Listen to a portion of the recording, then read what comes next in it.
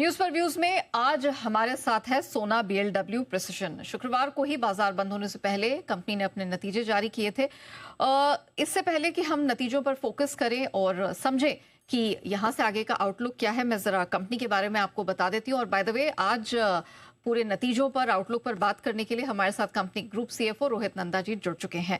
तो चलिए कंपनी के बारे में आपको थोड़ी जानकारी दे दी जाए। 1995 में कंपनी की हुई है शुरुआत। दुनिया की दिग्गज मोबिलिटी टेक्नोलॉजी वाली कंपनियों में शामिल है। ओईएम्स के लिए इंजीनियर ऑटोमोटिव सिस्टम और कंपोनेंट डिजाइन मैन्युफैक्चरिंग सप्लाई का काम करते। दुनिया भर में 12 मैन्युफैक्चरिंग यूनिट है और 5 R&D सेंटर है। नंदा सर हमारे साथ शो में शामिल हो चुके हैं। उनके बारे में भी मैं आपको थोड़ी सी डिटेल बता दूं। चार्टर्ड अकाउंटेंट है सर, साल 2019 से कंपनी के साथ बने हुए हैं और इससे भी पहले अलग अलग कंपनियों में, इसी स्पेस में और दूसरी इंडस्ट्रीज में भी सर को 20 साल से ज्यादा का कामकाज का अनुभव है।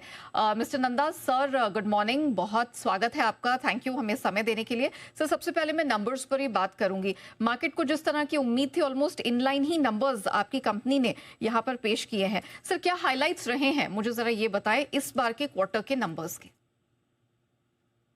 नेहा जी, इस बार के क्वार्टर, इनफैक्ट जब हमने ये साल की शुरुआत की थी तो उस टाइम के ऊपर पहले क्वार्टर में हमारे नंबर काफी वीक थे। तो वहां से कंपनी ने काफी अच्छी रिकवरी की है। अगर आप देखेंगी तो इस क्वार्टर में हमने हाईएस्ट एवर रेवेन्यू और हाईएस्ट एवर EBITDA रिपोर्ट किया है। रेवेन्यू में 39% की ग्रोथ है और EBITDA में हमारी लगभग 30% की ग्रोथ है। प्रॉफिट आफ्टर टैक्स में एक वन टाइम इम्पैक्ट है जो न्यू लेबर कोड्स का है। अगर आप उसको हटा के देखिएगा तो प्रॉफिट आफ्टर टैक्स में भी 20% की ग्रोथ है YOY। तो ये क्वार्टर काफी अच्छा था हमारे लिए, बेस्ट एवर क्वार्टर है सभी पैरामीटर्स पे। और ग्रोथ के लिए ऑफ हाईवे सेगमेंट अच्छा कर रहा है। इंडिया में ग्रोथ अच्छा है। रेलवे बिजनेस जो हमने जून में एक्वायर किया था, that is also doing really well. तो 3-4 ड्राइवर्स हैं ग्रोथ के जो काफी अच्छा कर रहे हैं। और हमें ऐसा लगता है कि जो बॉटम है दैट इज इन प्लेस। जो फर्स्ट क्वार्टर में हमने नतीजे दिए थे और उस टाइम पे हमने बोला भी था कि that was our weakest quarter in quite some time. तो अभी उसी के मुताबिक चलते हुए हम कंटिन्यूअसली रिकवरी शो कर रहे हैं। ओके चलिए, तो ये फिलहाल राय बन रही है। काफी संतुष्ट नजर आ रहे हैं रोहित जी अपने नंबर्स से। अच्छा सर, काफी हमने देखा कि आपके पिछले 3 क्वार्टर्स काफी टफ रहे हैं। ऑटो बिजनेस एक बार फिर से मोमेंटम गार्नर कर रहा है। गोइंग अहेड आपको लगता है कि ये मोमेंटम आगे भी कंटिन्यू रहेगा? एंड इफ सो, किन फैक्टर्स पर आपको सबसे ज्यादा कॉन्फिडेंस है? देखिए नेहा जी, एक तो अगर आप देखेंगे इस साल की शुरुआत में तो हमारे 2-3 स्पेसिफिक रीजन थे जिसकी वजह से Q1 वीक था। तो वो फैक्टर्स अब हमें लगता है आर बिहाइंड अस। तो एक बड़े कस्टमर का एक प्रोग्राम था जो पिछले साल काफी अच्छा रेवेन्यू दे रहा था। तो उसकी वजह से फर्स्ट क्वार्टर में काफी गिरावट थी। अभी उस कस्टमर का भी हमारा बिजनेस जो है वो वापस से पिक करता हुआ दिख रहा है। इसके अलावा एक दो और जो हमारे डोमेस्टिक में ईवी मोटर बिजनेस में जब चाइना से रेयर अर्थ मैग्नेट्स बैन हुए तो फर्स्ट क्वार्टर में इम्पैक्ट था। अभी वो इम्पैक्ट भी जो है ओवरकम हो गया है, बिकॉज अभी हम लाइट रेयर अर्थ मैग्नेट वाले मोटर्स कस्टमर्स को सप्लाई कर रहे हैं एंड वॉल्यूम्स वापस से पिकअप किए हैं। तो जो 2-3 फैक्टर्स साल की बिगिनिंग में नेगेटिव हो गए थे, वो सब फैक्टर्स जो हैं वो रिवर्स होते हुए दिख रहे हैं।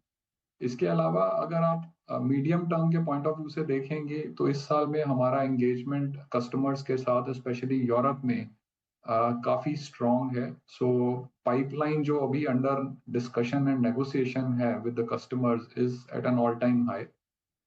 इसको कन्वर्ट होने में थोड़ा वक्त लगेगा, परंतु जनरली ये स्ट्रॉन्ग ऑर्डर पाइपलाइन जो है strong mid term future growth को इंडिकेट करता है।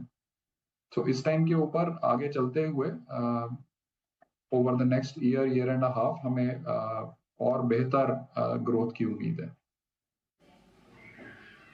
जी, नंदा साहब, मैं अनिल सिंह भी बोल रहा हूँ। आपसे जानना चाहता हूँ, हाल ही में जो यूएस अथॉरिटीज़ ने यूएसएमसीए, यूनाइटेड स्टेट्स, मेक्सिको, कनाडा के साथ में जो इनका एग्रीमेंट है, उसमें थोड़ी सी छूट दी है। मीडियम से हैवी ड्यूटी व्हीकल्स जो है उनको भी छूट दी। पहले के सिर्फ ये लाइट व्हीकल्स को अलाउड थी। क्या इससे कुछ फायदा मिलेगा आपकी कंपनी को? क्या बिजनेस प्रोस्पेक्ट्स बेहतर होते हैं इससे? तो अनिल जी, इससे जो पॉजिटिव ये है, जैसे आप तो जानते हैं कि सेक्शन 232 में जो सेक्टर स्पेसिफिक जो टैरिफ्स थे वो 25% ही थे लाइट मोटर व्हीकल्स पे के पार्ट्स पे। अभी वो सिमिलर जो है उन्होंने हैवी व्हीकल्स पे भी एक्सटेंड कर दिया है। तो उसका अर्थ ये है कि भारत से कोई भी ग्रुप एंड इवन सोना BLW also is equally or I would say is placed on the same grounds। जो आप कहीं से भी अगर वो इंपोर्ट करते हैं यूएस में, तो हमारी कंपेटिटिवनेस जो है जो कि लाइट व्हीकल सेगमेंट में तो पहले से ही थी, क्योंकि वहां पे तो 25% सारी दुनिया में ही लगे हुए हैं। लेकिन हैवी व्हीकल्स के केस में भी अब ये कम करके वही 25% पे ला दिए गए हैं। तो उससे कंपेटिटिवनेस जो है वो मेंटेन रहेगी हमारी compare to other places in the world. तो ये पॉजिटिव है।